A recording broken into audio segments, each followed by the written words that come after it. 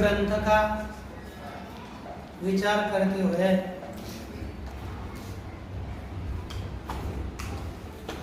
हम लोग प्रत्यक्ष खंड का विचार कर रहे थे। उसमें प्रत्यक्ष प्रमाण का लक्षण किया, प्रत्यक्ष ज्ञानकरणम, प्रत्यक्ष का लक्षण किया, इंद्रियार्थ सन्निकर्ष जन्य ज्ञानम प्रत्यक्ष। वह प्रत्यक्ष दो प्रकार का बताया, निर्विकल्पक, सविकल्पक। निर्विकल्पक का लक्षण किया, निष्प्रकार का ज्ञानम निर्विकल्पक। सप्रकार का पुनः लक्षण किया, सप्रकार सविकल्पक का सप्रकार का ज्ञानम सविकल्पकम। उसके पश्चात निर्विकल्पक सविकल्पक के विचार के नंतर ये जो इंद्रियार्थ सन्निकर्ष बताया, वो सन्निकर्ष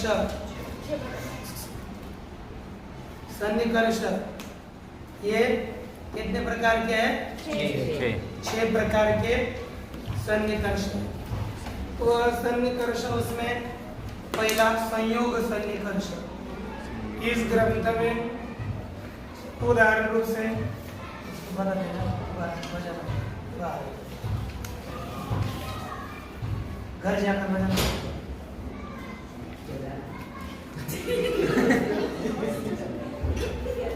अब यहाँ पर इससे जब ये सन्निकर्ष है, इस सन्निकर्ष के विषय में अब देखते हैं। पहला है संयोग सन्निकर्ष।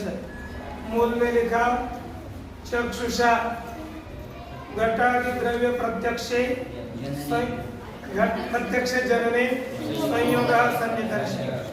चक्षु के द्वारा हमको किसी भी द्रव्य का ज्ञान होना है तो संयोग संबंध की अपेक्षा होती है, क्योंकि साक्षात चक्षु का पदार्थ के साथ संबंध होकर उससे उस पदार्थ का प्रत्यक्ष ज्ञान होता है। द्वितीय, जो घट वृत्ति, घट में रहने वाला गुण हो अथवा घट में रहने वाली जाति हो। चक्षुषा घटादि द्रव्य वृत्ति गुण जाति प्रत्यक्ष जनने संयुक्त समवाय सन्निकर्ष। इसमें थोड़ा कम होगा, एक जास्त जो चक्षु के द्वारा घटादि द्रव्यों में रहने वाली गुण हो कि वह जाति, उनके प्रत्यक्ष में संयुक्त समवाय संबंध चाहिए। क्योंकि चक्षु संयुक्त तो कौन होता है? घट। चक्षु का साक्षात संयोग घट में होता है और उसमें समवाय संबंध से गुण रहता है और जाति रहती है। इसीलिए घटादि द्रव्य वृत्ति गुण और जाति के प्रत्यक्ष के लिए संयुक्त समवाय सन्निकर्ष कारण है। तृतीय विचार करने चले, चक्षु के द्वारा ही रूपत्वादी सामान्य प्रत्यक्ष, यानी रूपत्वादी गुण में रहने वाली जो रूपत्वादी जाति है उसके प्रत्यक्ष के लिए संयुक्त समवेत समवाय सन्निकर्ष कारण है। क्यों कहते हैं? चक्षु संयुक्त घट एक पहिया, उसमें समवेत रूप और रूप में समवाय संबंध से रूपत्व रहता है। इसीलिए रूपत्वादी के प्रत्यक्ष के लिए संयुक्त समवेत समवाय सन्निकर्ष कारण है। इतना हम लोगों ने विचार देखा। इन 3 सन्निकर्षों का प्रयोग 5 इंद्रियों के लिए होता है। एक घ्राण, रसन, है ना? घ्राण, रसन, त्वक, चक्षु और मन। इनके लिए ये जो 5 इंद्रियां हैं ना, ये 5 इंद्रियों का प्रयोग इन्हीं तीनों में कहीं ना कहीं होगा, है ना? उनमें से जो चक्षु व मन, इनमें तीनों भी संबंध क्या, तीनों भी संबंध से ज्ञान होता है। और बचा घ्राण और रसन, ये जो दो है ना, इन दो इंद्रियों के द्वारा संयुक्त समवाय और संयुक्त संवेद समवाय, ये आगे के दो संबंध है, उनके द्वारा ही ज्ञान होता है इनसे। और ये पहले चक्षु, त्वक और मन, इनके द्वारा तीनों भी संबंध से ज्ञान होता है। मन के द्वारा आत्मा का संयोग संबंध से ज्ञान होगा, मन के द्वारा आत्मा में रहने वाले सुख इत्यादियों का संयुक्त समवाय संबंध से ज्ञान होगा, मन के द्वारा ही सुख में रहने वाला सुखत्व, इसका संयुक्त संवेद समवाय संबंध से प्रत्यक्ष हो जाता है। अब बचे 5 इंद्रिय गए, बचा एक इंद्रिय, श्रोत्र इंद्रिय। श्रोत्र इंद्रिय के लिए अलग से दो संबंध दिए, समवाय और समवेद समवाय। ये केवल श्रोत्रेंद्रिय के लिए दोनों भी संबंध, इनमें किसी कोई इंद्रिय नहीं आएगा, अकेले के लिए ये संबंध निर्धारित किया। क्योंकि न्याय मत में श्रोत्र कोई अलग, जैसे वेदांत मत में श्रोत्र एक विशेष इंद्रिय होती है, वो यहाँ पर रहती है, इस गोलक में रहती है, लेकिन न्याय मत में आकाश को ही श्रोत्र कहते हैं। कौन सा आकाश? कर्ण शस्कुल्यवच्छिन्न आकाश, ये जो कान की ये शस्कुली है उसके द्वारा युक्त जो आकाश, उसी को श्रोत्र कहते हैं। अर्थात इनके मत में आकाश ही श्रोत्र है, अलग श्रोत्र नहीं होता। तो इनके मत में आकाश श्रोत्र है और शब्द आकाश का गुण है, शब्द आकाश का गुण है। तो गुण और शब्द में संयोग संबंध हो ही नहीं सकता, है ना। गुण और शब्द में संबंध है समवाय। कौन सा संबंध है? समवाय संबंध है। इसलिए श्रोत्र के द्वारा शब्द के ज्ञान में समवाय संबंध कारण होता है। क्या लिखा? श्रोत्रेण शब्द साक्षात्कारे समवायः सन्निकर्षः।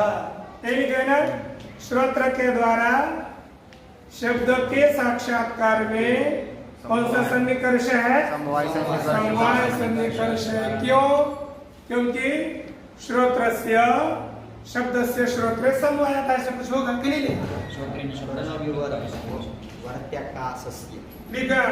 कर्ण विवरवर्ती आकाशस्य श्रोत्रत्वात्। कर्ण विवरवर्ती यानी कार्य के छिद्र में जो आकाश होता है उसे ही श्रोत्र कहते हैं। कर्ण विवरवर्ती, वर्ती अर्थात उसमें रहने वाला, कर्ण के विवर में रहने वाला आकाश ही श्रोत्रेंद्रिय है। ये समझो, इसमें रहने वाला ये विवर हो गया, ये इसमें रहने वाला आकाश ही श्रोत्र है। ये हो गया श्रोत्र। शब्द से आकाश गुणत्वात्, आकाश ही श्रोत्रेंद्रिय है और शब्द आकाश का गुण है। और गुण और गुणे में गुण गुणिनश्च समवायात्, गुण और गुणी में समवाय संबंध होता है। इसलिए श्रोत्रेंद्रिय का और शब्द का कौन सा संबंध है? समवाय संबंध। इसीलिए शब्द का ज्ञान श्रोत्रेंद्रिय से किस संबंध से होता है? समवाय। हाँ, समवाय संबंध से। थोड़ा ध्यान देना, नहीं आता तो पूछ रहे हैं। किस संबंध से श्रोत्रेंद्रिय के द्वारा शब्द का ज्ञान होगा? समवाय संबंध से। अच्छा, ये ध्यान में आया।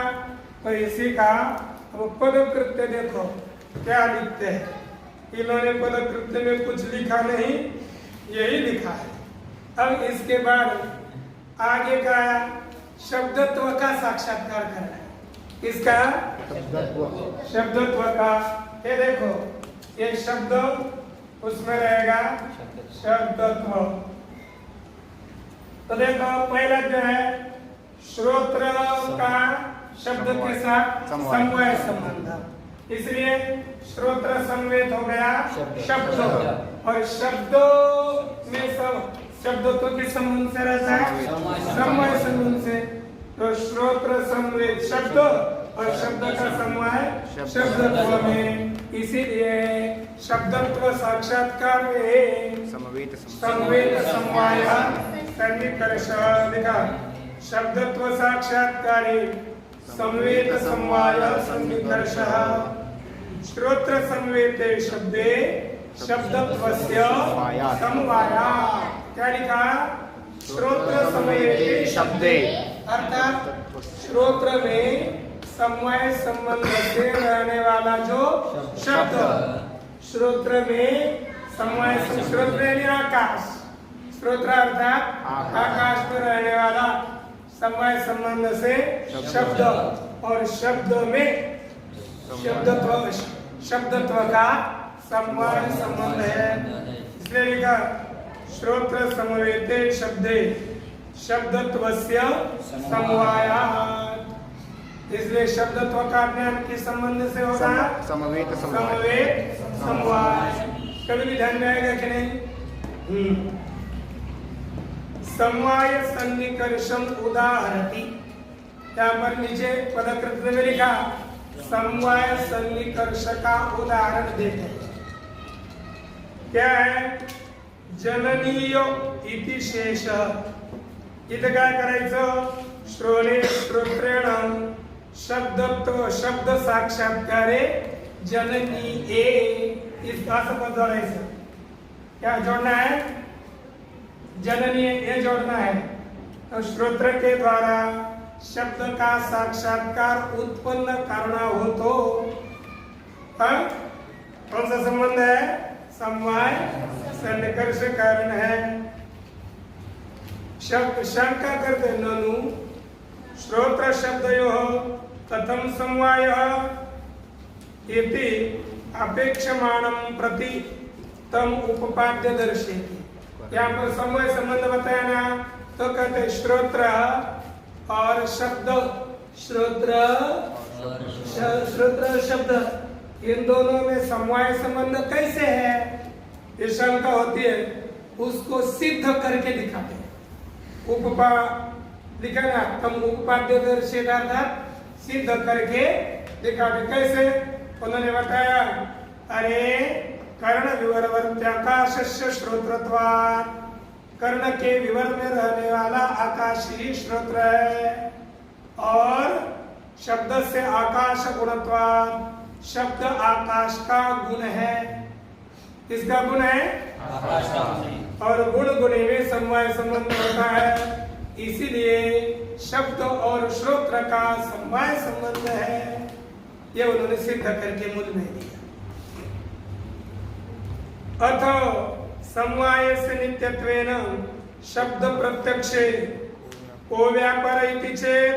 कहते हैं कि महाराज समवाय से नित्यत्वेन, समवाय कैसा है? नित्य संबंध होता है। समवाय का क्या स्वरूप है? नित्य संबंध। समवाय नित्य होने से शब्द के प्रत्यक्ष में व्यापार कौन होगा? व्यापार तो जो उत्पन्न होता है वो व्यापार होता है, क्योंकि व्यापार का लक्ष्य नहीं किया था पूर्व में। जन्यत्व तज्जन्यत्व सलीम तज्जन्य जनको व्यापार, ये उत्पन्न होने वाला व्यापार होता है। तो यदि समवाय संबंध ये व्यापार है तो ये व्यापार होगा कैसे? नित्य तो व्यापार नहीं होता, उत्पन्न होने वाला व्यापार होता है। इसलिए कहा समवाय से नित्यत्वात्। वो व्यापार है शब्द के साक्षात्कार में। कौन व्यापार है? फिर दूसरा बताओ। ये उसका मानना है कि समवाय व्यापार हो ही नहीं सकता, इसलिए दूसरा कौन सा व्यापार होगा बताइए? तो उत्तर देते हैं शब्द श्रोत्र मन संयोगो वा इति। शब्द श्रोत्र मन संयोग। इन्होंने क्या करे? देखो शब्द है, इधर श्रोत्र मन संयोग, श्रोत्र और मन का संयोग। वहां पर शब्द श्रोत्र का तो नहीं लेंगे, लेकिन हमको क्या होगा, शब्द से संबंधित कौन हो गया, श्रोत्र। कान और मन का जो संयोग वही यहाँ पर व्यापार मानेंगे, क्योंकि अब समय संबंध नित्य वो जन्य नहीं हो सकता, इसलिए वो व्यापार नहीं हो सकता, मान्य है। इसलिए यहाँ पर श्रोत्र मन संयोग यही व्यापार होगा। ठीक।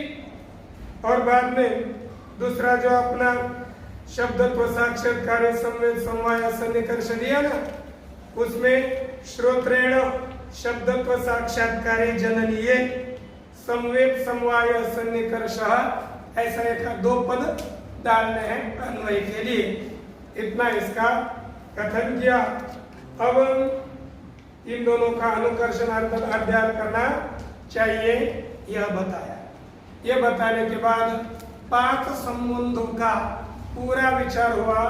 अब एक संबंध बचा है, वह संबंध है विशेषण विशेष भाव। क्या संबंध है? विशेष भाव। इस संबंध को बताएंगे, लेकिन अभी थोड़ा सा उसके विषय में विचार करते हैं। पुस्तक रख दीजिए। अब इधर देखिए,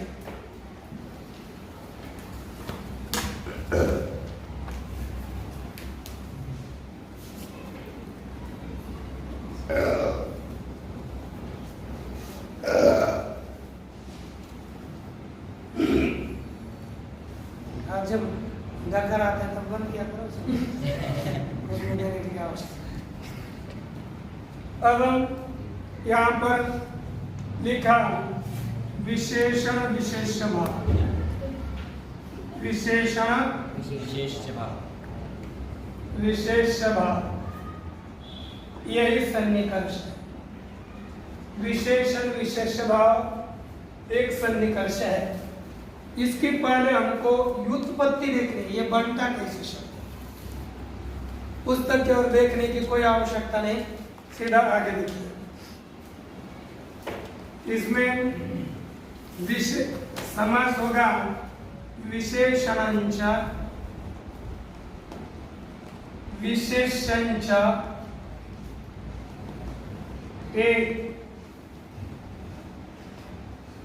विशेष। ये क्या लिखा है? विशेष विशेषण है कि विशेषण विशेषण? विशेषण विशेषण विशेष। हाँ, विशेषण विशेष भाव। चलो ऐसा विशेषण विशेषित। यहाँ पर इतरेतर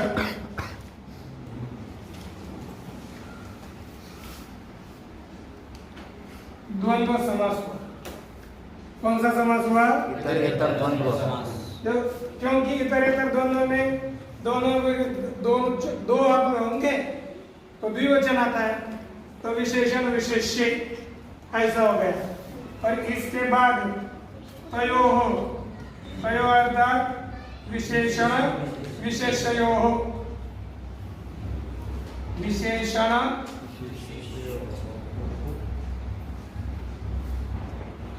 विशेषयो भावः इति षष्ठी तत्पुरुष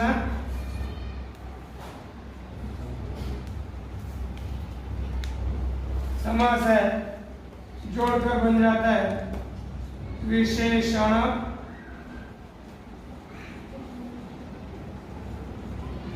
विशेष भाव। इस तरह से सामासिक शब्द से विशेषण विशेष भाव शब्द की निष्पत्ति।